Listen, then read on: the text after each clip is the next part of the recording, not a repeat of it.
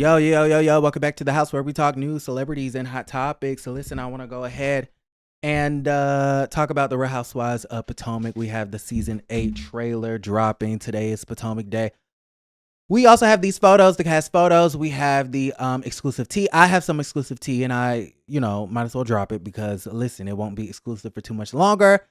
So in honor of Potomac Day, we have some exclusive Potomac tea, right? There's some in-house fighting between Candiace Bassett and production. And production is not happy with Candiace, and Candiace is kind of over them. Okay, she's feeling like this might be her last season, but I also kind of feel like she feels like that every season. So listen, we're gonna talk about it. Listen, let's talk about the cast photos first. We have this desperate housewives looking cast photo. Overall, I feel like everyone is really pretty. I do feel like Wendy takes the crown as far as looks are concerned. She's running laps around the ladies in the looks department. I don't think anyone is doing it like Dr. Wendy. Makeup is a 10. Wigs are a 10. The outfit is stunning. I mean, classic, simple, slim, sleek, chic, giving us body yaddy yaddy with the leg. The chocolate skin is glowing. I mean, Wendy looks fabulous. Nobody is doing it like Wendy. Like, I'm sorry, but everybody else is just, when I look at Wendy and I look at everybody else, I'm like, okay, Wendy, she's doing it. Everybody else, like, the girls just are not doing it like the professor. And it's crazy because if you look at Wendy in her first season and you look at her now in her fourth season, I believe it is, a complete 180 when it comes to the wigs, the makeup, and the outfits. I mean, Wendy is really doing her big one. So shout out to Dr. Wendy, to you, sweetie. So I would say my tops are Wendy, Mia. Mia is a good second place. Then if I had to add in two more women, I guess Ashley and Robin. Robin looks pretty. It's not great. It's just all right. Ashley, I love the additions of Demi and Diamond. Okay, love it. Mia, simple, sweet, cute, classic, chic. Love it. Okay, my bottoms for the week, Nneka. Okay, Nneka claims her father is rich. She claims that she's rich. They allegedly have this $2 million house. She don't look like a millionaire. Okay, y'all know them rich people who step outside. You see them walking down the street and you would never know that they're a millionaire. That's the vibe she gives. It don't give millionaire status. It's not giving millionaire. Okay? Wendy may not have $1 million, but she looks like $1 million. I mean, I'm just saying. We're talking about, the looks here. I'm just saying, Nneka. I mean, not bad, just not good. We also have Candiace. Candiace, I'm not a fan of this cat suit, but I think she looks better in the videos. They've been doing like some reels and stuff like that and some TikToks. She looks better in the TikToks than in this cast photo, but I'm not a fan of the tattoo, almost said. The cat suit, excuse me. And then, I just, no. Gizelle, we all know that Gizelle fits into the Eurocentric standard of beauty for Black women. And she can get dressed in the dark and get away with it because she's light-skinned with green eyes. So listen, I mean, Gizelle is doing what Gizelle does best. Looking like Gizelle. Karen Hugert, not a fan of this. Studio 54, feathery.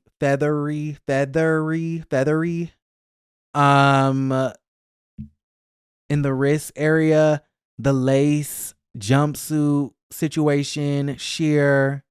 I don't like it. I don't like that.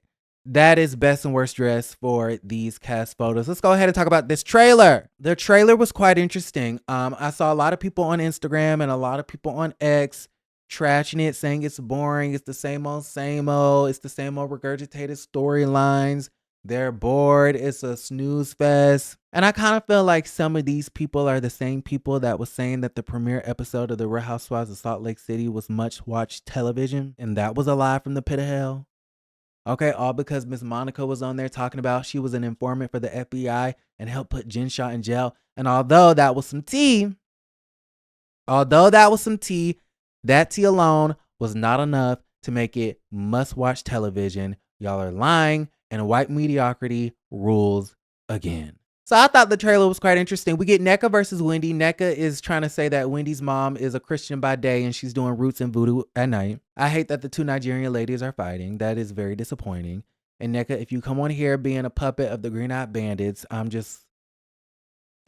going to be extremely disappointed in the situation. Candiace Dillard Bassett, we see that, what does she have going on? I don't even know. I don't really remember Candiace in the trailer. Robin and Gizelle, their dynamic is extremely interesting because it seems as though Gizelle is getting into Juan's shit.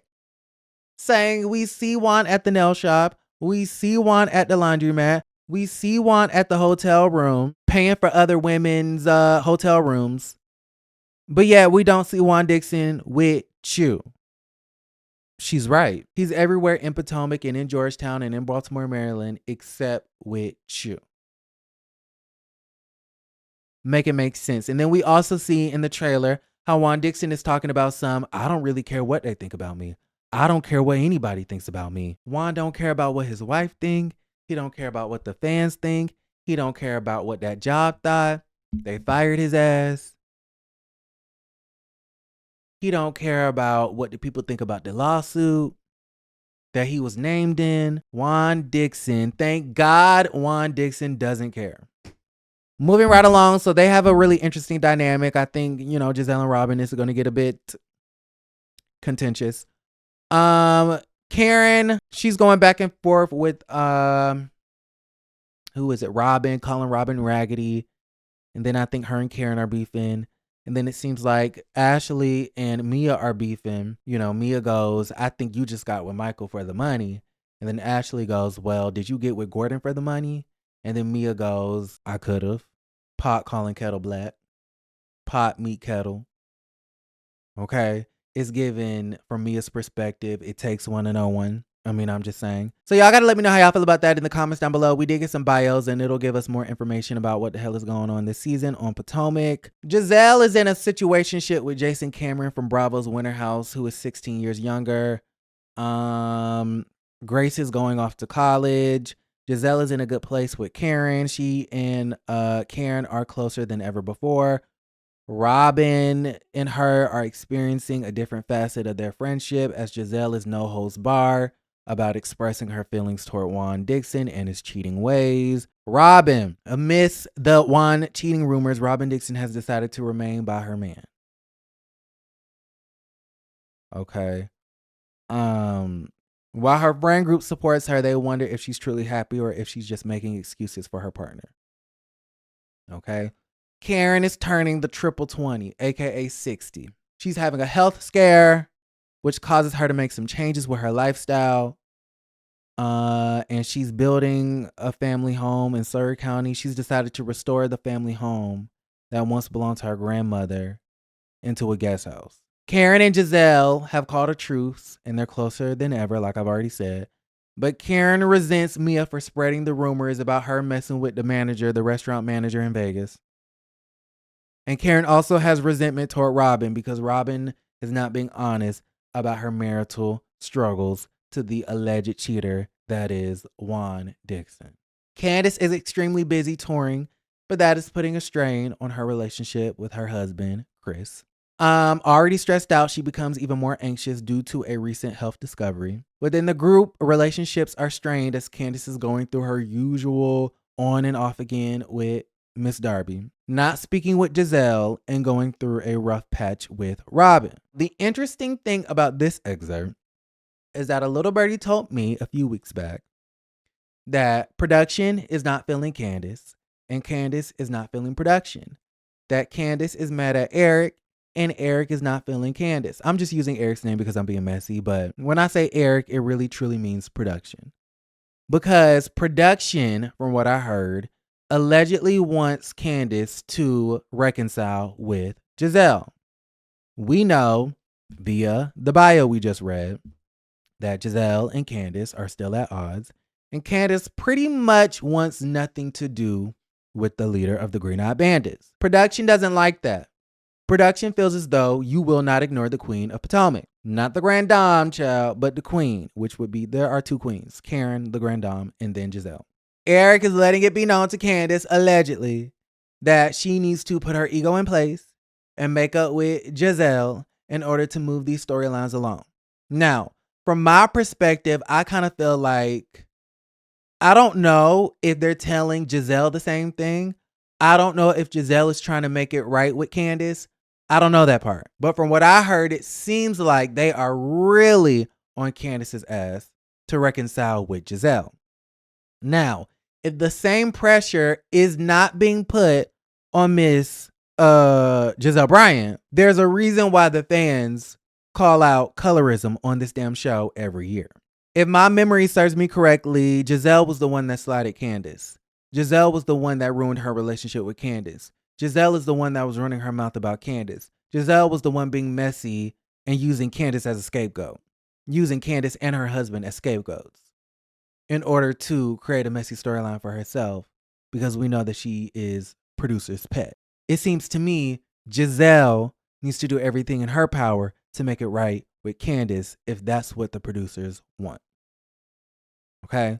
Candiace also feels like producers dislike her so much, allegedly. I don't know if this is true, but this is all alleged. But I heard that production and Candiace are so at odds that Candiace believes that it might be her last season.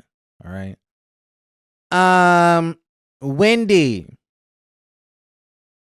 Ashley. She has settled into her new home, but whether she's getting a divorce still remains a hot topic among the women as she contemplates the life of a single mother and the financial challenges that lie ahead.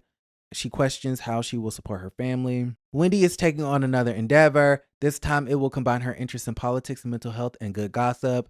Sounds like a podcast. I think that's a great idea.